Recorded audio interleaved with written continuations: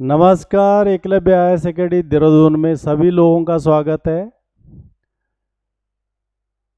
संस्थान के द्वारा उत्तराखंड की विविधता, जिसमें जातियों की विविधता भी है, और इन जातियों की विविधता में इनका गौरवशाली इतिहास, इनका अतीत, सांस्कृतिक परंपराएं, रीति रिवाज और इतिहास के पन्नों में इनका अतीत किस स्वरूप में है, उस विषय पर हम चर्चा कर रहे थे। इससे पहले रौतेला जाति और मियाँ जाति पर हमने चर्चा की थी। आज इसमें जो है ब्राह्मण जाति पर बात कर रहे हैं। और ब्राह्मण जाति का उत्तराखंड के गढ़वाल क्षेत्र में क्या इतिहास है, इनका कहाँ से जो है इनके बारे में इतिहास में जानकारी उपलब्ध होती है और किस स्वरूप में वो दिया गया है, इस पर आज हम चर्चा करेंगे। आज जिस जाति के बारे में बात करेंगे वो है बहुगुणा जाति, जो ब्राह्मण जाति में एक प्रमुख जाति है। और इस जाति का जो अतीत है वो क्या है। उत्तराखंड की अगर हम बात करेंगे तो अधिकतर सामाजिक परिवेश, जातीय परिवेश की जो जानकारियां हैं वो उत्तराखंड में जो शासक वर्ग रहे हैं उन शासकों के द्वारा या उन शासकों के बारे में जो इतिहास लिखा गया है यहाँ पे, चाहे वो उनके दरबारी लोगों ने लिखा हो या अन्य इतिहासकारों ने लिखा हो या बाद में भी अन्य इतिहासकारों ने जो संकलन किया है, तो उन्हीं स्रोतों के माध्यम से अधिकतर जानकारी उपलब्ध होती है। और आज का जो इसका आधार है वो भी पीछे का है। तो आज हम बात करेंगे उत्तराखंड में गढ़वाल क्षेत्र में रहने वाले बहुगुणा जाति की, जिसको बुघाना भी बोला जाता है।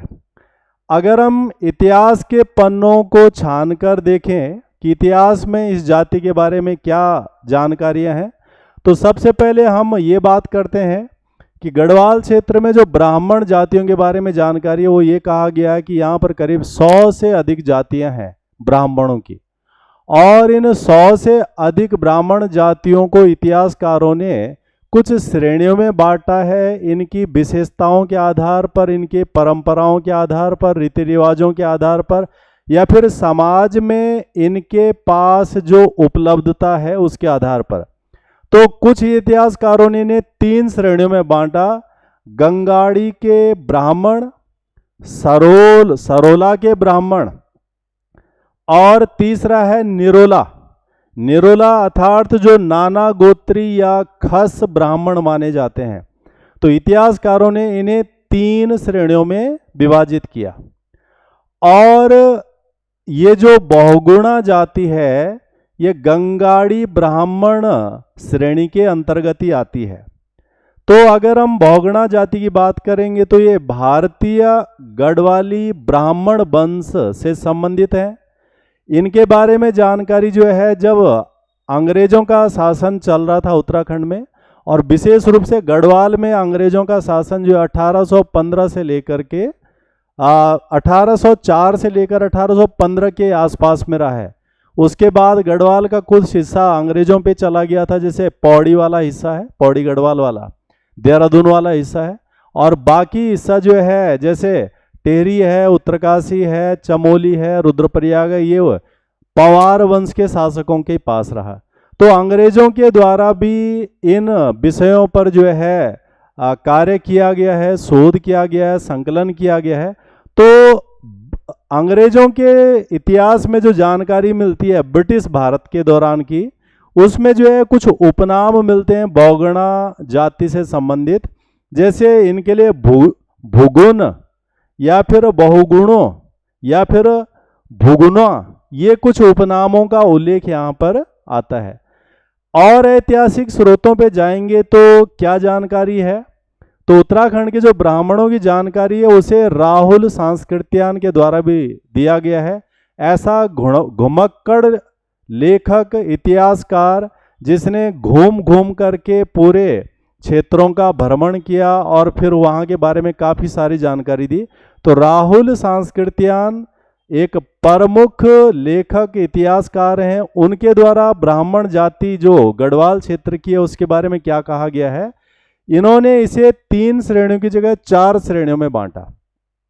और वो 4 श्रेणियां, एक तो गंगाड़ी के ब्राह्मण हो गए, दूसरा सरोला ब्राह्मण, तीसरा दुमागी ब्राह्मण और चौथा है देव प्रयागी ब्राह्मण। तो इन्होंने 4 श्रेणियों में इसे बांटा राहुल सांस्कृत्यायन ने। अन्य जो इतिहासकार हैं उनके द्वारा क्या जानकारी दी गई है, पहले हम इसको स्पष्ट करते हैं। गंगाड़ी ब्राह्मण या फिर सरोला ब्राह्मण का डिफरेंस क्या है।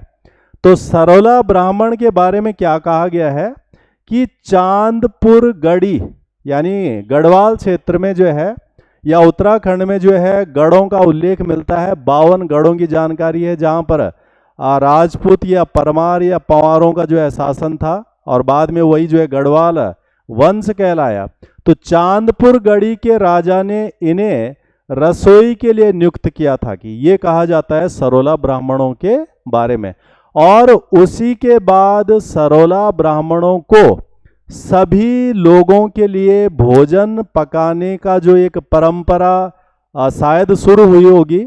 और आज भी यही है कि सरोला ब्राह्मणों के अंतर्गत जो जातियां आती हैं वो रसोई के रूप में काम करते हैं या फिर उन्हें ये एक उपाधि हासिल है कि वो सभी लोगों को भोजन करवा सकते हैं। जैसे गढ़वाल क्षेत्र में शादी विवाह के समय पर, शुभ मुहूर्तों के समय पर अलग अलग जाति के लोग जब एक साथ मिलकर बैठकर खाना खाते हैं तो उस कार्य के लिए जो है सरोला ब्राह्मण जातियों की ही एक तरह की उपलब्धता है। इसमें जो डिफरेंस किया गया है सरोला और गंगाड़ी, वो नामों से भी है, भौगोलिक डिफरेंस के आधार पर भी है। जैसे सरोला सर शब्द से जो है उसका सार निकाला गया है जो ऊंचा यानी ऊंचाई पर जो रहने वाले लोग हैं। इसका तात्पर्य यह हुआ कि उस दौर में जो लोग जो है ऊंचाई वाले हिस्सों में रहते होंगे या फिर जो गढ़ होते थे, गढ़ में जो शासक होते थे उनके इर्द गिर्द या उनके आसपास के गांव में रहते होंगे, उनको सरोला ब्राह्मण कहा गया क्योंकि वो रसोइयों के रूप में उनके द्वारा नियुक्त हुए थे। और जो दूसरा गंगाड़ी ब्राह्मण थे, वो गंगाड़ी अर्थात जो गंगा नदी घाटियों के आसपास में निवास करने वाले जो ब्राह्मण बाकी हैं उनको गंगाड़ी ब्राह्मण बोला गया। तो ये 2 तरह से जो है डिफरेंस आ गया है, गंगाड़ी और सरोला।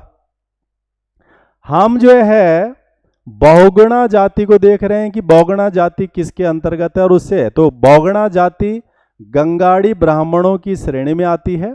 इसके संबंध में इतिहास में क्या जानकारी है, तो इतिहास के अंतर्गत इनका जो उल्लेख है वो ये बताया गया है कि जब गढ़वाल क्षेत्र में पंवार वंश था, पंवार जो है हम देखते हैं 823 ईस्वी के बाद से पंवार शासकों का शासन शुरू हो जाता है गढ़वाल में और लास्ट 1949 तक रहा गढ़वाल में पंवार वंश का शासन।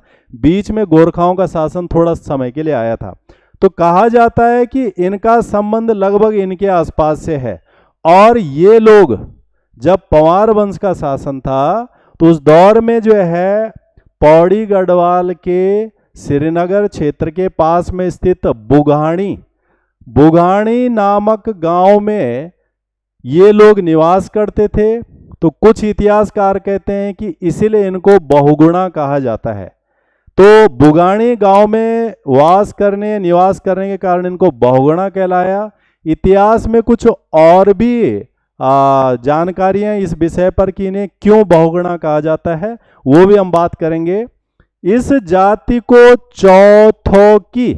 चौथोकी समुदाय के अंतर्गत भी रखा जाता है या चौथोकी समुदाय यानी 4 जातियां हैं इसमें जो श्रेष्ठ या उच्च अपने आप को जो है मानते थे। तो इस चौथकी में कहाँ है, चौथकी में एक तो बहुगुणा ही है, दूसरे डोभाल हैं, तीसरे डंगवाल हैं और चौथे उनियाल हैं। इन चारों को मिला के चौथकी यानी 4 जातियों का समूह, ये 4 जातियों का समूह है। तो बौगड़ों का इतिहास एक तो बुगानी गांव से संबंधित हो गया, दूसरा पंवार वंश के समय पर उनका उल्लेख की जानकारी आ जाती है, और साथ में जो है चांदपुर गढ़ से वहां से लिंक आ जाता है। इसके अलावा और कौन से जो है हमारे पास ऐतिहासिक स्रोत हैं इस जाति के बारे में, तो इसका जो है 1967 में प्रोफेसर सी बौगड़ा के द्वारा कुछ जानकारियां इसके बारे में दी गई हैं। वो है कि बौगड़ा वंश का मूल गांव पोखरी चलनसू है, जो है श्रीनगर के पास, यानी वही पौड़ी गढ़वाल के अंतर्गत ये जानकारी इसमें आती है। इनकी कुल देवी या देवता गौरजा या गौरा बताया गया है इसके अनुसार, और मुख्य मंदिर इनका देवलगढ़, यानी जो गढ़ों की हम बात कर रहे हैं तो वही यहाँ से जुड़ रहा है। उसके अलावा बुगानी गांव के बारे में ये भी कहा जाता है कि बुगानी गांव से बौगड़ा जाति के लोगों का अन्य जगहों पर जो है माइग्रेशन होता है, जैसे गढ़वाल के बाकी क्षेत्रों में, कुमाऊं के जगहों पर, आज तो कई जगहों पर इस जाति के लोग होंगे, परंतु शुरुआत यहाँ से मानी जाती है। इनके अनुसार जो इन्होंने शोध कार्य किया होगा उसके अनुसार। अन्य इतिहास में और क्या जानकारी है इस जाति के बारे में, तो इनका संबंध कुछ ऐतिहासिक उल्लेखों में जो है बंगाल के बंदोपाध्याय और गौड़ जाति से भी जो है किया जाता है। संबंध किस तरह का है वो अलग विषय है। साथ में इनका संबंध गढ़वाल के शासकों के साथ भी माना जाता है, और ये कहा जाता है कि ये इस जाति के लोग गढ़वाल वंश के शासकों के राज पुरोहितों में थे, तो यानी महत्वपूर्ण पदों पर ये लोग जो है रहे होंगे। इसके अलावा जो है उपाधि का भी एक उल्लेख है, उपाधि बौगड़ा उपाधि। तो ये कहा जाता है कि जब जो है पंवार या परमार वंश की शुरुआत हुई थी, तो शुरुआती जो शासक है उसमें वो कनकपाल हैं। 823 ईस्वी के समय का उनका दौर है। उस दौर में कहा जाता है कि उन्होंने बौगड़ा उपाधि दी थी, और इस समूह के जो लोग रहे होंगे उनके बारे में ये बताया गया है कि ये अपने गुणों के कारण काफ़ी ज़्यादा फेमस थे। जैसे जो है ज्योतिष शास्त्र में इनका बहुत अच्छा जो है ज्ञान था, चिकित्सा शास्त्र में इनको काफ़ी अच्छा ज्ञान था। ऐसे अनेक गुणों के कारण राजा कनकपाल के द्वारा इन्हें बहुगुणा, अर्थात बहुगुणा शब्द का अर्थ हो गया अनेक गुणों वाला व्यक्ति। तो इसका भी उल्लेख जो इतिहास में मिलता है कि बहुगुणा जाति। तो ये एक ऐतिहासिक तथ्य है इस जाति के अतीत के बारे में। अन्य जो स्रोत और हैं वो है कि ये डॉक्टर राम प्रसाद बौगड़ा है, और इन्होंने एक पुस्तक लिखी है बौगड़ा वंश चरित। इसमें क्या जानकारी है कि बुगानी गांव से कुछ लोग, ये जो मूल गांव है इनका, 1870 में इनका ओडाली गांव में बसने आए थे, और बाद में जो सर्वे वगैरह हुए होंगे तो सर्वे ऑफ इंडिया के एक अधिकारी के तरफ से जानकारी है कि श्री TF फ्रीमैन ने इस बात को प्रमाणित किया कि बुगानी गांव से ओडली गांव में इस जाति के लोगों का पलायन हुआ था। तो ये जो विस्तार है, फैलाव है, ये इन छोटे छोटे ऐतिहासिक तथ्यों से स्पष्ट होता है। तो ये इनके बारे में अन्य जानकारी है। इसके अलावा गढ़वाल का बेहतरीन इतिहास की ऐतिहासिक जानकारी देने का काम पंडित हरिकृष्ण रतोड़ी के द्वारा भी किया गया, और उनकी द्वारा लिखी गई पुस्तक है गढ़वाल का इतिहास। इसमें बहुत सबसे प्रामाणिक जानकारियों में से एक है। तो जो डॉक्टर हरिकृष्ण रतोड़ी थे वो वजीर थे पंवार वंश में। जब पंवार वंश में कीर्ति शाह शासक थे तो उनके वो वजीर थे। फिर कीर्ति शाह के बेटे आए नरेंद्र शाह, उनके वो सलाहकार थे। और इनका जन्म 1861 में हुआ था। 1933 में जो है इनकी मृत्यु हो गई थी। 1930 में इन्होंने जो है इस पुस्तक की रचना की थी। तो इसके माध्यम से भी इस जाति का जानकारी मिलती है, इनके इतिहास की जानकारी मिलती है, इनके परंपराओं के रीति रिवाजों की जानकारी मिलती है। तो हम बौगणा जाति के बारे में कह सकते हैं कि इनका हजारों साल पुराना इतिहास है, अपनी एक विरासत है, अपनी एक परंपरा है, कई सारी विशेषताएं, कई सारी खूबियां हैं।